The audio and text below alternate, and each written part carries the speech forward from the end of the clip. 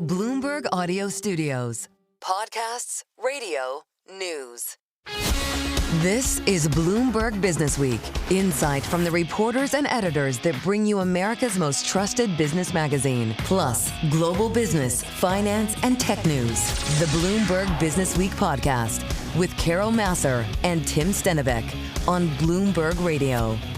Looking at the CAL FIRE website right now, 92 wildfires have burned 29,053 acres, 5 fatalities as of now. In Los Angeles County, our live blog pointing out the Palisades fire and the Eaton fire continue to be out of control, while that Hearst fire is 10% contained, and the fire in Runyon Canyon is currently out of control. Joining us now with more is Will Wade, power and renewable energy reporter. He joins us here in the Bloomberg Businessweek studio. Will, you write about power, you write about renewable energy, the connection to climate. What do you think about when you see a situation like this unfold in Los Angeles? What's top of mind for you? Well, what's top of mind is that it's just a huge tragedy, and we're going to see more of these. Look, I grew up partly in Southern California. I grew up partly in Pasadena. I know this area. I know those winds every fall. They'd start coming in from the east, and you'd smell smoke when the hills catch on fire. That's just normal. But let me hit you with the number, 78, okay? I just saw this stat today. There are 78 more fire days in California these days than there were 50 years ago. What's a fire day? A day when there's a big wildfire burning. So it's a fire the size of something that actually something big enough to get measured and noticed and cause problems. So make the connection for us. What does that mean? Why is that? It's a climate change thing. This is comparing, how dry the hills get. I mean, in California, it mostly rains in the winter, and then over the course of the summer, the hills get baked dry. It's nothing but tinder and fuel for fires. Once they start, they get really out of control. But now it's hotter, it's drier, there's less rain, so there's more fuel. Once it starts, they're hard to bring in under control. I mean, well, that's the point, right? That in other words, we'll find out ultimately what started or caused this fire. Mm-hmm. But the underlying conditions of the dryness, right, and just make it ripe for these intense and very destructive fires, and that's the result of climate change. That's exactly right. So, it's interesting, we're kind of this meld, if you will, of politics as we honor and remember former President Jimmy Carter and thinking about his policies and him talking about, the environment in the late 70s and the importance of it. And here we are watching these fires out on the West Coast. We have a lot of conversations with you. What again is the narrative as we get ready for a change in the White House, and we're talking policy, and Joe Matthews saying not likely that that's going to be a priority in terms of climate change initiatives. Is there any interesting narratives that kind of give you hope that things can get better or at least slow down? I'm really concerned that the new administration is going to not be supportive of climate policies. Certainly we have no evidence that Trump is a supporter of climate policies. As he comes in, he could throw the brakes on policies, he could reverse some policies. It's going to be turbulent. What about the business environment and business leaders and other leaders who either, a lot of times we take our cues from what's going on in Europe in terms of products and safety and so on and so forth, or even social media or something like that.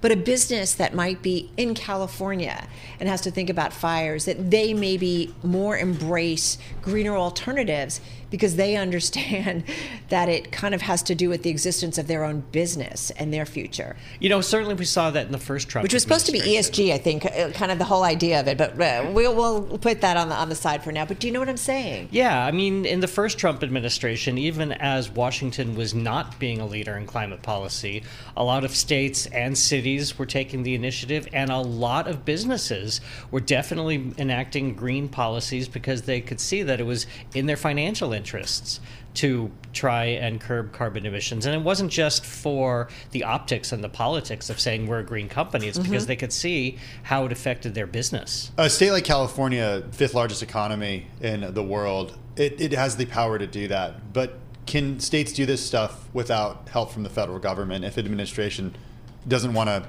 actually do those things? States have the power. States have their own decisions that they can make. Do they have the money? Do they have the funds? Do they have the resources to do it?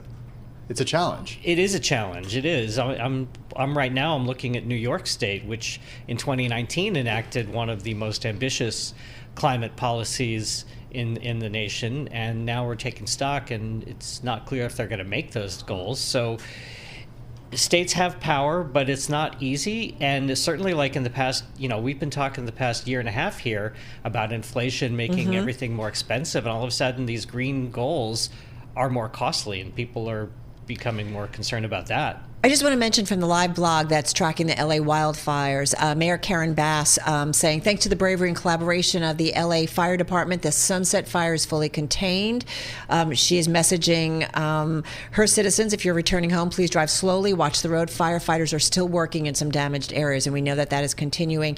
Just back to kind of alternative energy, we talk about AI, generative AI, all of the power that's needed for that. Joe Biden's administration, President Joe Biden's administration, we got a story a couple of days ago looking to push for geothermal as a key energy source.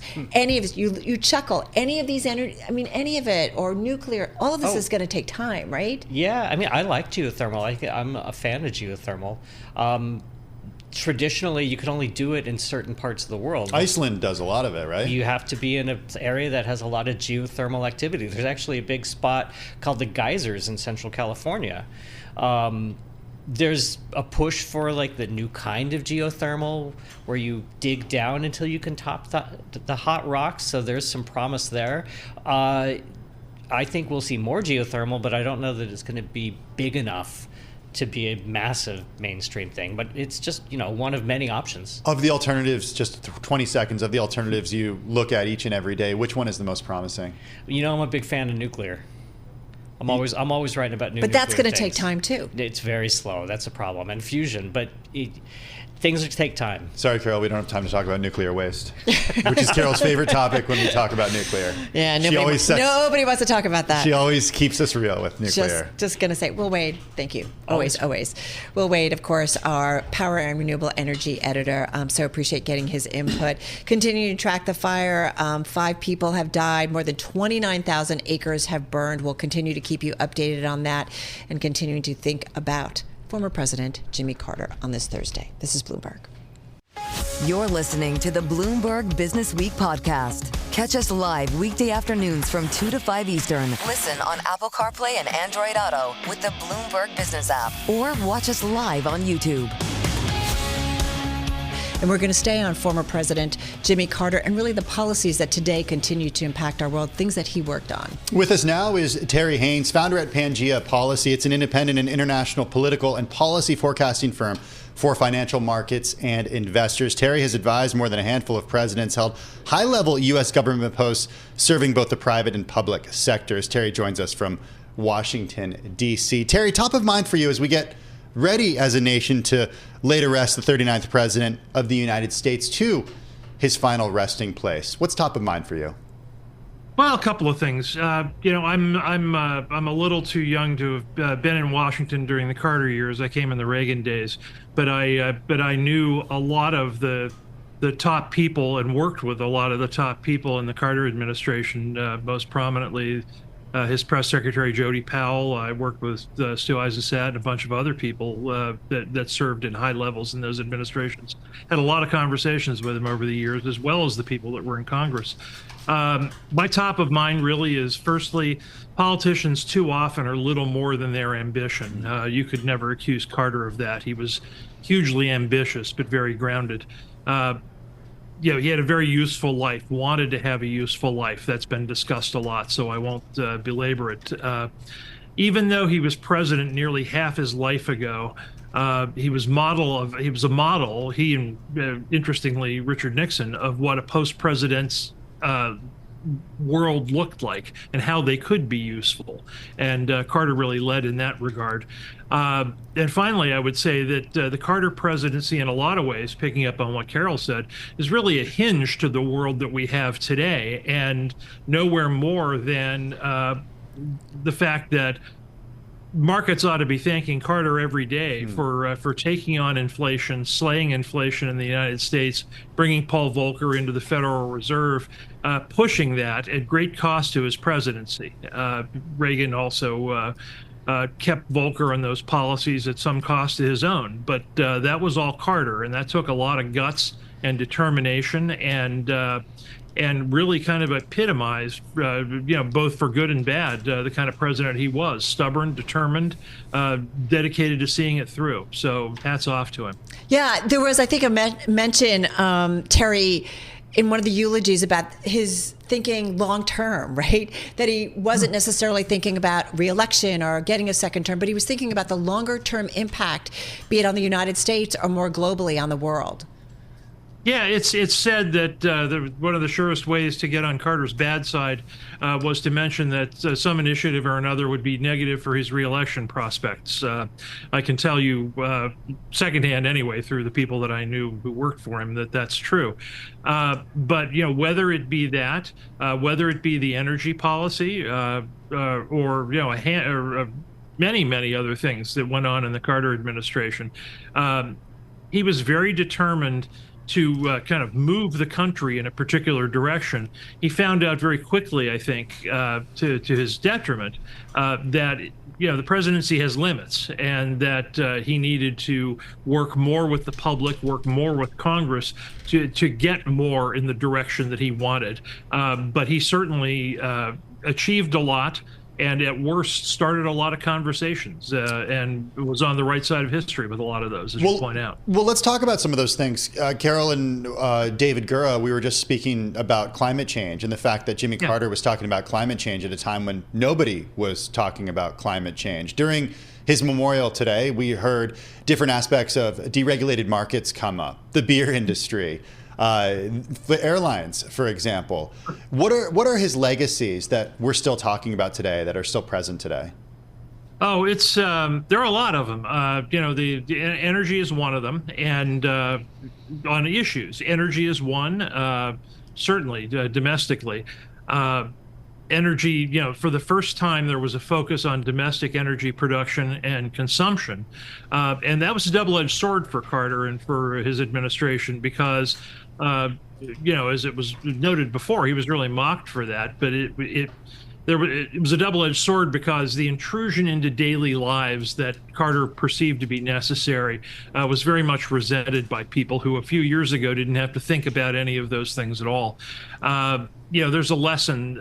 There's a lesson there for any any succeeding president, which is you've got to bring the public along, you've got to bring Congress along as you're trying to accomplish things. Foreign policy legacy is hugely ambitious and mixed. Camp David Accords, of course, are his greatest success there. But at the same time, the Iranian hostage situation and Russia's incursion into Afghanistan created a situation where the United States, fairly or not, was perceived to have been weaker at the end of his presidency than it was at the beginning. Right. And that was difficult for him, in part because I think that wasn't entirely deserved. Human rights, both on its own and as an attack on Soviet legitimacy, was very important. And as I say, the monetary policy legacy and the economic legacy, Terry, I think, stands a test of time. All right, we're going to leave it there. Terry Haines, thank you so much. Really appreciate your thoughts on this. Founder of Pangea Policy, joining us from D.C.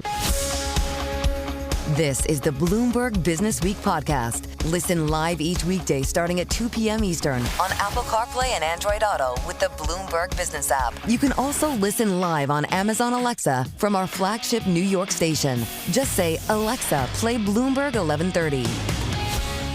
All right, everybody, you are listening and watching Bloomberg Businessweek. Carol Massar along with Tim Stenovec. A lot going on this Thursday, January 9th. The stock market is closed. The bond market closed at 2 p.m. Wall Street time. We have a guest that has seen a lot of different market and economic cycles under several different administrations. So we're kind of tying our world together here. Louis Navellier is chairman and founder at Navellier Associates. He joins us from Florida. Louis, it is good to have you here. I'm trying to think where I want to start, because it feels like, we're thinking a lot about the U.S. as a country, about leadership because of the state funeral of former President Jimmy Carter. And I kind of want to start there. I think you got your undergrad in business administration in 78, your MBA in finance in 79. Take us back. What do you think about that time and era, what it was like to be a leader, a president at that moment? Oh, it was super difficult. I actually worked for the Federal Home Loan Bank in San Francisco at the time, and we had this inverted yield curve and a banking failure. And of course, we had Paul Volcker, and they were experimenting with monetization and all that stuff. But it was really hard for Jimmy Carter because we had rampant inflation, and he was still fighting that. You know, prior to Carter, we had the Nixon price controls, and that really hurt him. The stock market went up in his 4-year term, went up, I think, almost 45%, but net of inflation, it lost ground. So he didn't have the most spectacular economic oversight, but a lot of it was just luck, you know. I mean, it's Yeah. The poor guy, you know, he's obviously was a wonderful person. And then, you know, I still remember when he addressed the nation, we had an energy crisis and we had high energy prices.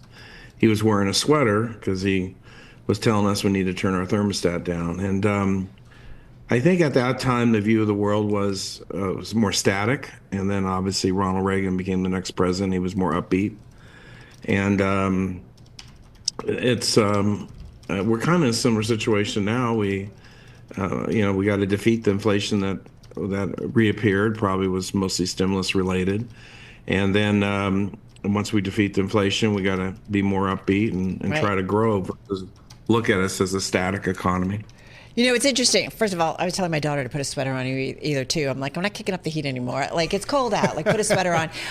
One thing I want to stick with, though, is the appointment of Paul Volcker as chairman of the Fed, someone who we look back as an iconic Fed chair at this moment in time and kind of goes down in history. On that, Stuart Eizenstat, President Carter's domestic policy advisor, gave an eulogy this morning at the Washington National Cathedral, and he commented on that difficult decision of appointing Volcker. Over the objection of all of his advisors, he chose Paul Volcker to lead the Federal Reserve, knowing in advance that Volcker's tough monetary policy would raise interest rates and unemployment because Paul told him that, and would do so in a presidential election year. You take care of the economy, Paul. I'll take care of the politics. That, of course, is Stuart Eizenstat this morning from the Washington National Cathedral giving a eulogy. Stuart Eizenstat, President Carter's former domestic policy advisor. Hey, Louis, we're talking with Louis Navellier. The importance of putting someone in place who would do some hard stuff. Paul Volcker did. He raised rates with the political costs to then President Jimmy Carter.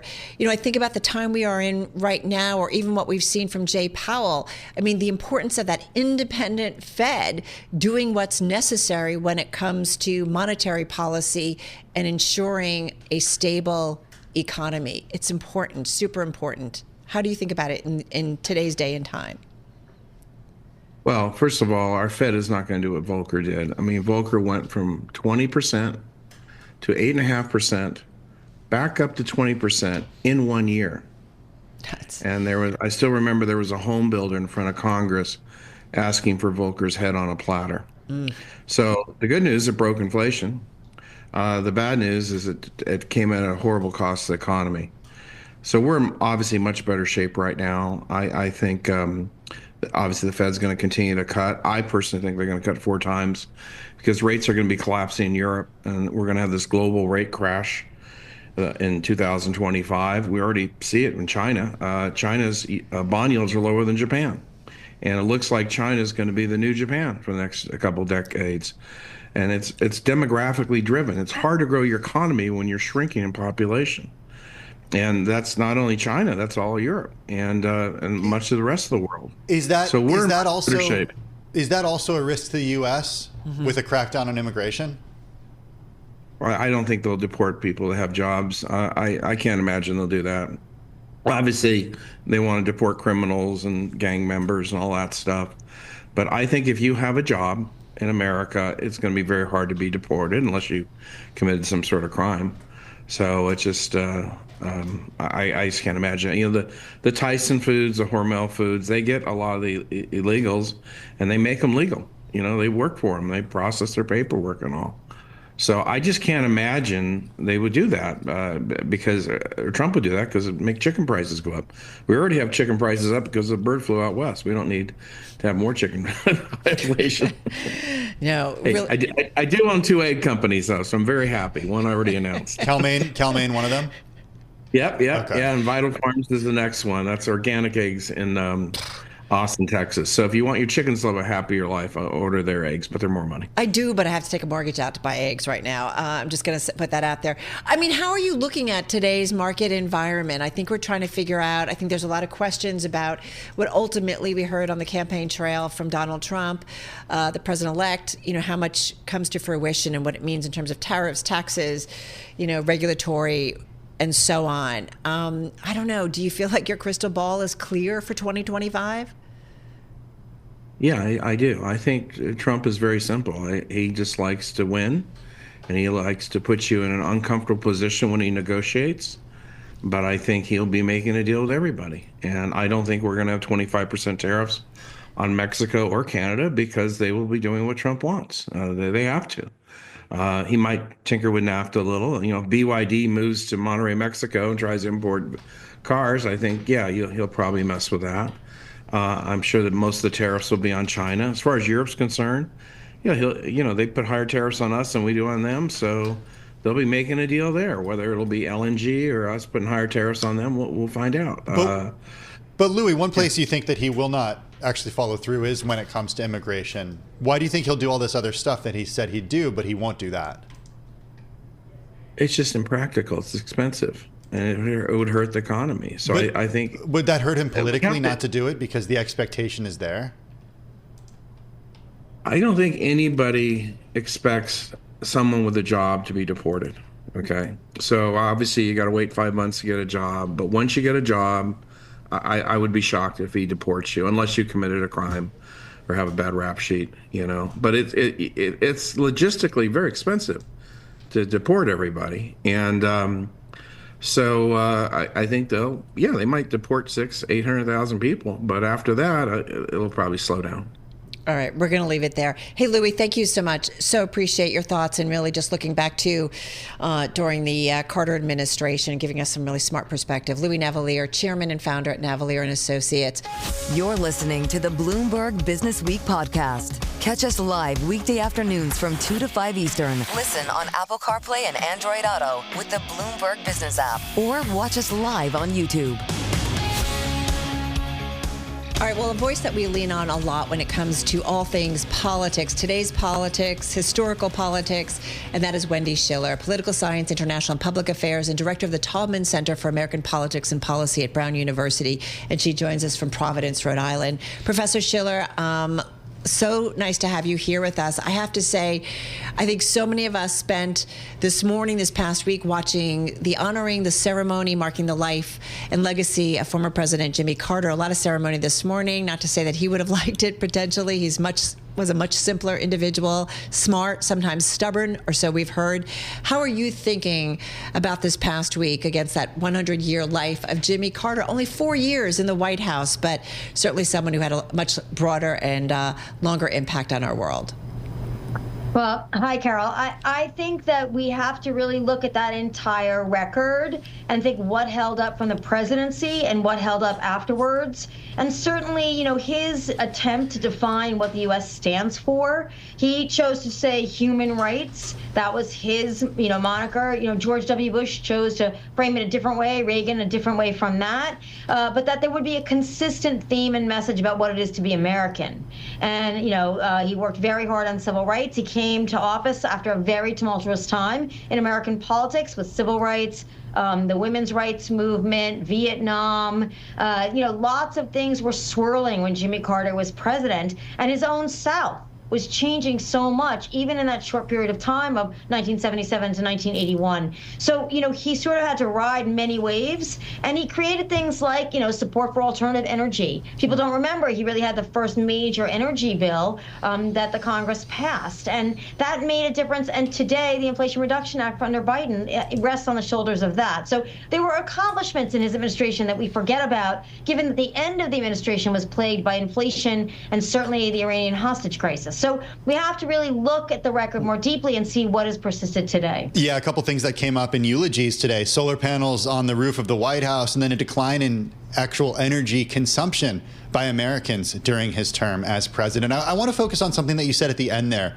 though, Wendy, in the idea of what he did when it comes to foreign policy. A very mixed record, of course, with the Iran hostage crisis, but also what happened with brokering peace between Egypt and Israel. What do you think he'll be remembered for? Well, I certainly think, Tim, that he will be remembered for the Camp David Peace Accords, and certainly having won the Nobel Peace Prize, a long time after that. And we think about the Middle East today, and I think all of us are very frustrated with the conflict and loss of life in all sectors of the Middle East. But can you imagine a world where there hadn't been peace between Egypt and Israel? Even with Israeli-Gaza conflict now, if Israel and Egypt had been at war or in direct conflict, that would have made this circumstance just so much worse. So when you think about that, that's a lasting relationship and lasting peace. Jimmy Carter felt like you could project strength and care about human rights. He raised the defense spending budget in 1979, 1980. His proposed budget was higher, and Ronald Reagan built on that. But he wanted to do both at the same time. How do you project strength? And Donald Trump will be interesting because he is not someone who says he loves war. He doesn't think military conflict and engagement abroad is something that Americans need to do, or that it's a winner for America. So there might be shades of Carter, actually, in the actual implementation of Donald Trump's foreign policy, which may seek to sort of take over Panama and Greenland. We don't know yet. But nonetheless, Trump has said, I don't see the need of, expending money and lives to fight foreign wars. And I think that's an interesting perspective when we think about Jimmy Carter. I have to say, Wendy, I was looking so much watching the ceremony in the Washington National Cathedral. And I guess, I don't know, I was kind of mesmerized watching former President Bill Clinton and Hillary Clinton walk in, former Secretary of State, once presidential candidate herself, George W. Bush, Barack Obama, Donald Trump, Vice President Kamala Harris. I mean, it was just kind of interesting, the dynamics and just watching that. But I do think about the timing here, this funeral coming really at a big moment of transition for the United States. We saw a major shift, right, when it went from Jimmy Carter to Ronald Reagan. Do you think we are in a repeat of that kind of major transition in less than 2 weeks here? Well, first, I want to remind us all not to take for granted the fact that all these former presidents and presidential candidates, 2 female presidential candidates, Kamala Harris and Hillary Clinton, among others, but also former presidents, and sitting together and behaving quite civilly and respectfully, particularly Barack Obama and Donald Trump having conversation. That is crucial as a symbol and a signal to the world. And that Carter, of all people, would have been very pleased to see that. And it's something about continuity and about this sort of the system is bigger than any political conflict. Whether that survives the second administration of Trump, I think that it will. I think that Donald Trump's presence there today and his conversation with Obama is a signal that it will. Will policy change? It's difficult to change the federal government. It's a slow-moving instrument, and as much as Donald Trump wants to change it, he's going to find obstacles there. And we see inter-party conflict and intra-party conflict in the Republican Party. So when we think how big this difference will be between Trump and Biden, how much will Trump be able to repeal or unravel from Biden's administration? It's very difficult to do. Trump tried it with Obamacare. It didn't work. It's more embedded, more spread now than ever before. So, when the American people decide they like a policy and they like a benefit, they don't like when it's taken away. And that, whatever party you are, that's the lesson I think a lot of presidents take a little while to learn. So we'll see what Trump attempts to do and in what spheres of policy that he tries to do it. Listen, it's hard to get inside anybody's head and wonder what they're thinking. But again, kind of, as you said, I think watching the ceremony, watching the presidents, former presidents, presidential candidates being very civil with one another. For me, it was very reassuring and calming. Having said that, I do think about President Donald Trump getting ready to come back to the White House, his second term, and listening to so many individuals talk about the legacy and life of former President Jimmy Carter in glowing terms, integrity, morality, truth. And I do wonder, as we all get older, we think about our legacy. And again, hard to get in someone's head, but I do wonder if you think that Donald Trump was thinking about his legacy as he gets ready for a second term. Well, I'm not sure he's thinking about his legacy per se. And certainly President Biden's eulogy was all about character. And we can't think that's an accident, since the Democrats tried to use that in several elections against Donald Trump. But I think that Donald Trump, you can tell he is happier that his approval rating is higher than it was ever before. And he walks in with some momentum. And you have to think that he wants to be better thought of, but not only by the world's leaders, but by the American public, and maintain those approval ratings. And because he doesn't have a reelection incentive, because he constitutionally cannot run for office again, doesn't mean he won't try, but right now the 22nd Amendment prohibits him from doing so. That's a big enforcer in terms of thinking, what will he do that will be productive?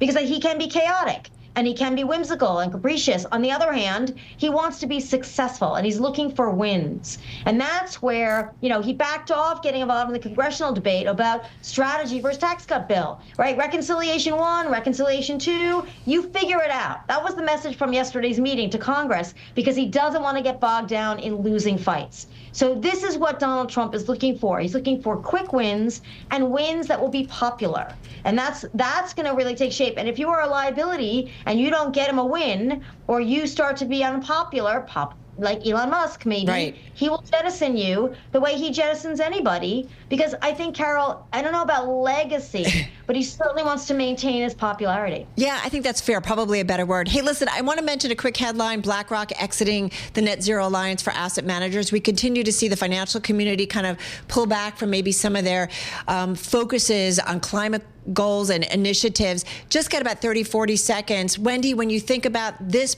former President Jimmy Carter environment, he thought about that. And here we are watching these fires out on the West Coast, the importance of the White House in our fight against climate change. Just some final thoughts, 30, 40 seconds here. Well, I'd look to energy companies. Energy companies are diversifying. Energy companies are investing in wind and solar.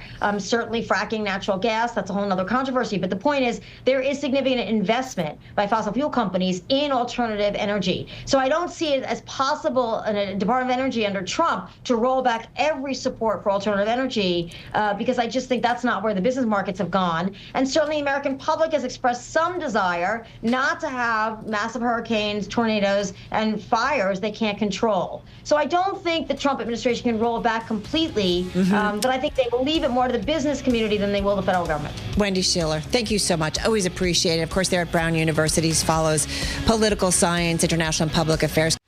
You're listening to the Bloomberg Businessweek podcast. Catch us live weekday afternoons from 2 to 5 Eastern. Listen on Apple CarPlay and Android Auto with the Bloomberg Business app, or watch us live on YouTube. We spent a lot of time today thinking about and talking about the life and legacy of the former president, hearing about his 4 years in office and then his many years of service following his time in the White House. One theme that has come up is how he was different than other presidents in a lot of ways, but politically and potentially to his detriment.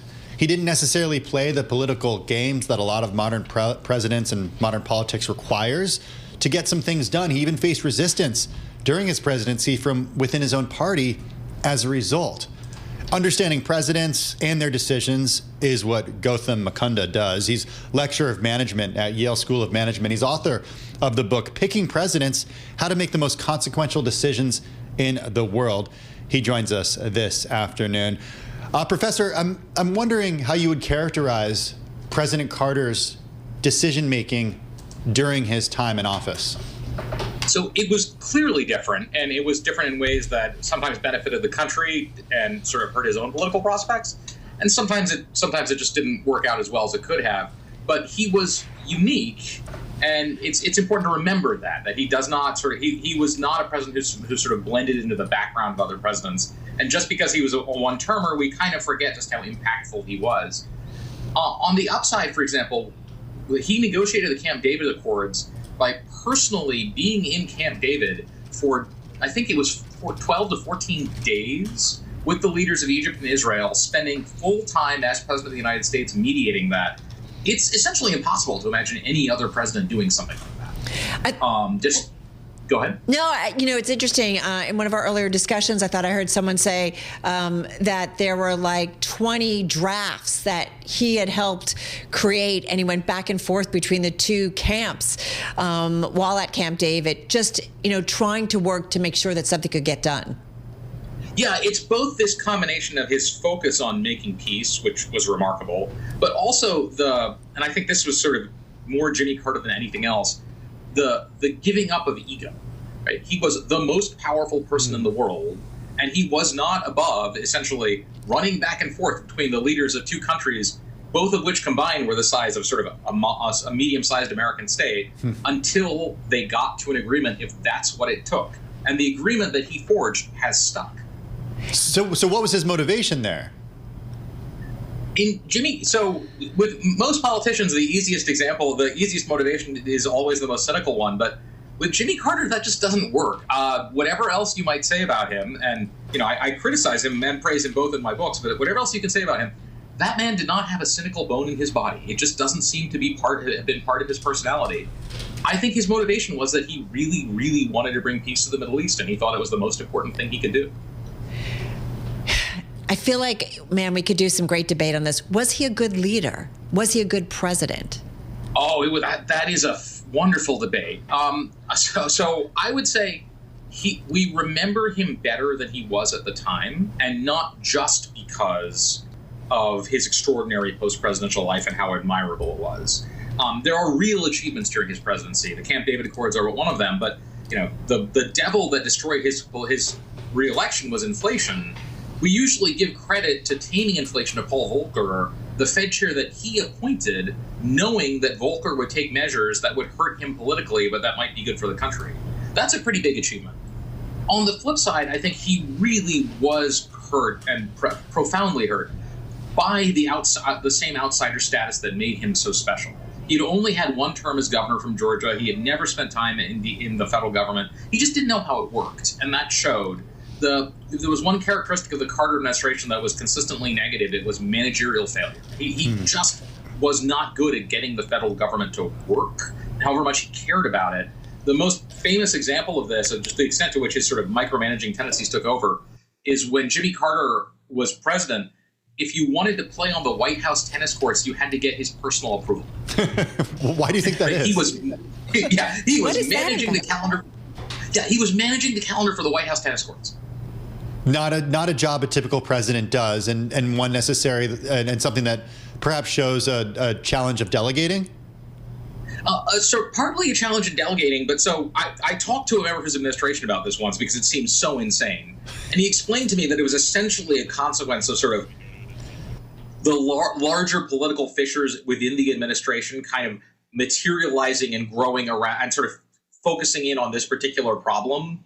But that is not an explanation that actually makes it worse, right? Because it says that he allowed those kinds of political debates within his own White House to become so severe that he ended up having to intervene in this frankly ridiculous way.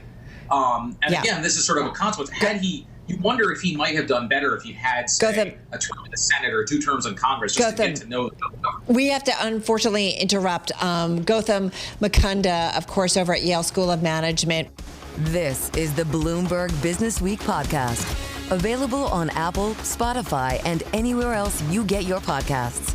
Listen live weekday afternoons from 2 to 5 p.m. Eastern on Bloomberg.com, the iHeartRadio app, TuneIn, and the Bloomberg Business app. You can also watch us live every weekday on YouTube and always on the Bloomberg Terminal.